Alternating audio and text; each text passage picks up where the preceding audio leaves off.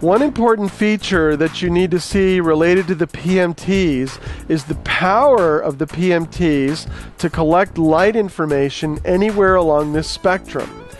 I've turned off the FITC laser and the PMT, and now what I'm going to do is I'm going to turn on the UV laser. So you'll see a line generated down here around 405. So I'll turn that on.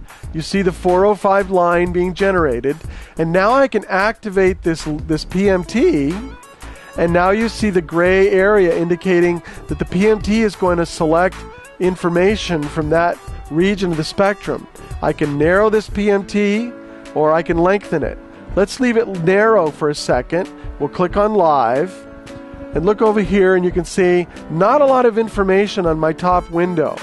Again, I have two PMTs engaged, so the top window is PMT1, this is PMT2, and that's the composite.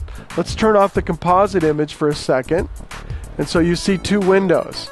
Now I'm going to come up to this window, and I'm going to increase the sensitivity of the PMT, and you will see illumination from our specimen over here. So let's concentrate on the left monitor for a second. I'm going to grab the PMT and stretch it out, and now you can see how much light enters this window from that region of the spectrum that we're just collecting from PMT number 1. So the photomultiplier tubes are very powerful in increasing the illumination of your image in areas of the spectrum that maybe you're not looking at based on what the manufacturer tells you about the fluorophore. So always be aware that you can activate any one of these laser lines and turn on the PMTs and find information in that area of the spectrum.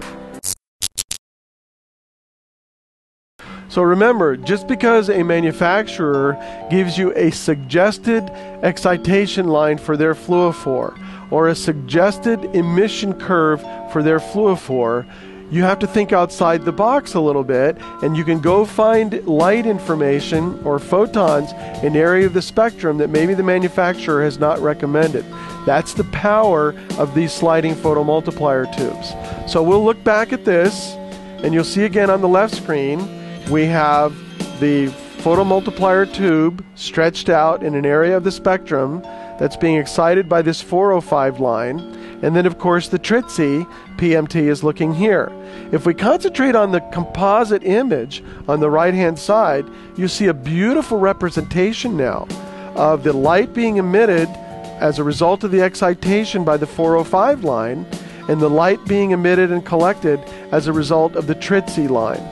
So, again, think outside the box. Use the tools that are available to you in this software so that you can stretch out into areas of the spectrum where you might not expect to see light, but it might actually be produced there.